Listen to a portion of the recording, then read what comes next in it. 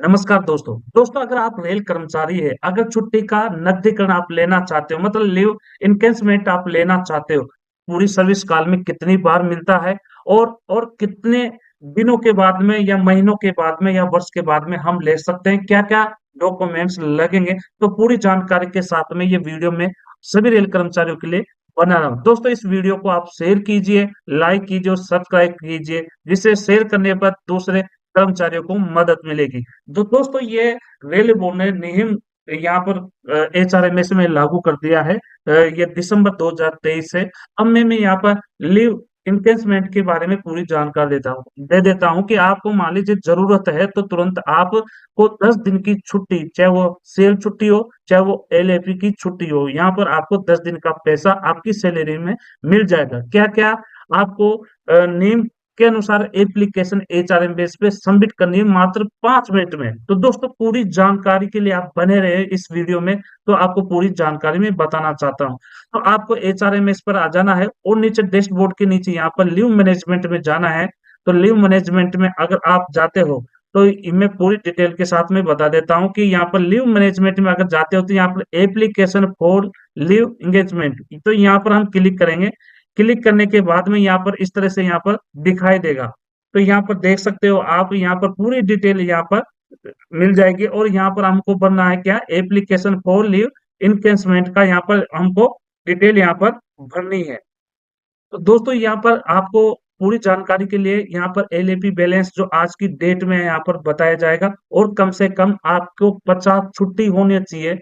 LAP के साथ में सीएल भी हो सकती है, तो 50 छुट्टी होगी जब भी जाकर आप छुट्टी का नकदीकरण ले सकते हो, और वो भी 2 साल में, 2 साल के अंतराल पर ले सकते हो। पूरी सर्विस काल में 5 से 6 बार यहाँ पर ले सकते हो, कम से कम 5 बार यहाँ पर ले सकते हो। तो यहाँ पर हम आगे चलते हैं कि number of leave engagement already valid. तो यहाँ पर मतलब आपने जो लीव एंगेजमेंट ये इंगेजमेंट है वो कितनी बार आपने ले लिया है, जो भी अगर लिया है तो यहाँ पर डाल दीजिए, नहीं लिया हो बिल्कुल पहली बार ले रहे हो तो यहाँ पर जीरो डाल दीजिए। यहाँ पर यहाँ पर देख सकते हो कि यहाँ पर क्या डालना है। अगर लिया है जैसे एक बार दो बार तो यहाँ पर आप अपना नंबर लिख दीजिए। जैसे मैंने एक बार लिया है, यहाँ पर मैं क्लिक कर देता हूँ कि मैंने यहाँ पर एक बार लिया है।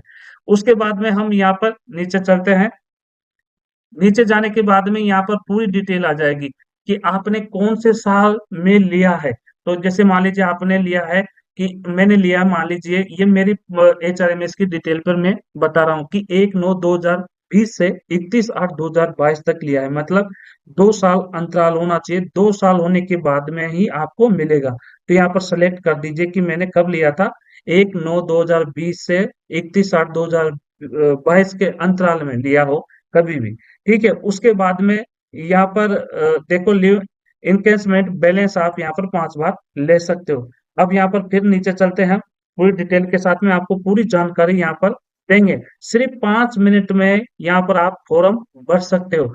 अब यहाँ पर देखिए कि select block here for leave encasement, मतलब आपने मान लीजिए लिया कब है, एक बार लिया है तो ये जब लिया है तो यहाँ पर सेलेक्ट कर दीजिएगा।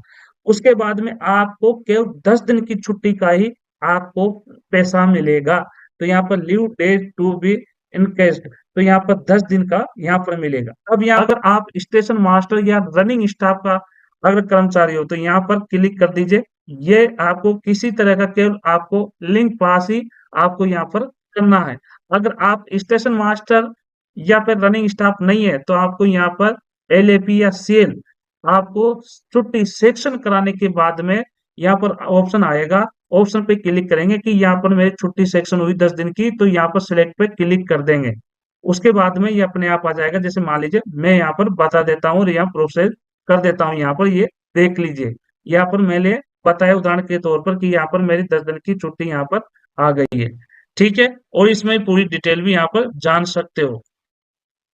उसी के अनुसार फिर आपको कब पास या पीटीओ आपने लिया है, और वो पास पीटीओ जो आपकी 4 महीने के अंतराल जो अवधि हो वो समाप्त नहीं होनी चाहिए। तो यहाँ पर क्लिक करेंगे, आपका पास पीटीओ आपको निकालना पड़ेगा। अगर आपने ये इनकेसमेंट के लिए पास पीटीओ लिया है और उसको रद्द करना चाहते हो तो वो रद्द नहीं होगा। ठीक है, तो यहाँ पर क्लिक करेंगे और जो भी आपका पास पीटू लेना लिया है और उसका 4 महीने का अवधि मतलब समाप्त नहीं हुआ है, वो ही आपको लगाना है। उसके बाद में आप प्रोसेस पे क्लिक कर देंगे। उसके बाद में यहाँ पर आगे बढ़ते हैं हम इस प्रक्रिया को।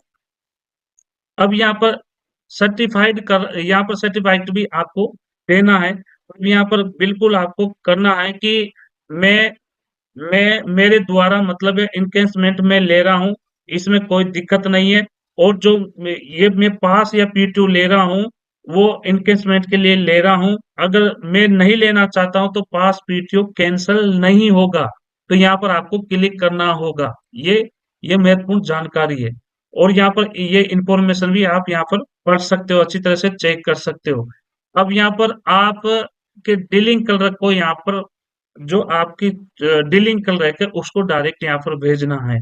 ठीक है, जैसे मान लीजिए आपका कोई डीलिंग कल रखे तो उसकी आईडी या लगा दीजिए, या फिर नाम लिख दीजिए, तो यहाँ पर आ जाएगा। अगर मान लीजिए फिर भी नहीं आ रहा है तो यहाँ पर मॉडिफाई सर्च यहाँ पर जा सकते हो कि यहाँ पर जोन कौन सा है। यहाँ पर जोन लिख सकते हो, यहाँ पर डिपार्टमेंट लिख सकते हो, और यहाँ पर सब डिपार्टमेंट। तो ऐसा कैसा रहेगा, कोई सब डिपार्टमेंट नहीं है।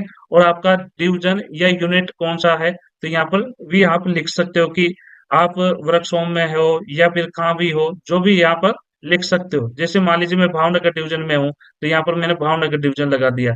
ठीक है, तो इसी तरह से यहाँ पर आपको डिवीजन अपना डालना है, जोन अपना डालना है, डिपार्टमेंट कौन सा है।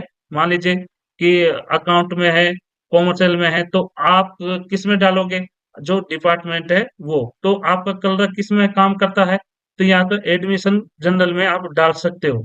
तो ये प्रोसेस पूरी आपकी यहाँ पर बता दिया जाएगा।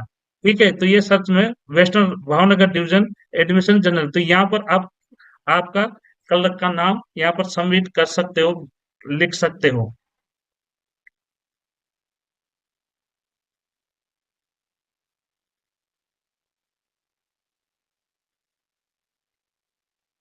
अब ये देखिए, ये आ गया, मेरा कलर का नाम यहाँ पर आ गया है। और उसके बाद में यहाँ पर सबमिट एप्लीकेशन यहाँ पर क्लिक कर सकते हो। तो दोस्तों, ये आप लिव इनकेसमेंट का फॉर्म आपने एचआरएमएस पे ऑनलाइन भर दिया गया है। अब आपका जो ओएस है वो यहाँ पर आपकी छुट्टी का पैसा, आपकी सैलरी जो आता है उसके साथ में आपका आ जाएगा। तो दोस्तों, इसमें फिर भी आप देख सकते हो कि क्या गलती हुई है क्या नहीं है। तो यहाँ पर पूरी जानकारी के लिए आप देख सकते हो। आप अच्छी तरह से समझ ही गए होंगे। दोस्तों, फिर मिलते हैं अगले वीडियो में।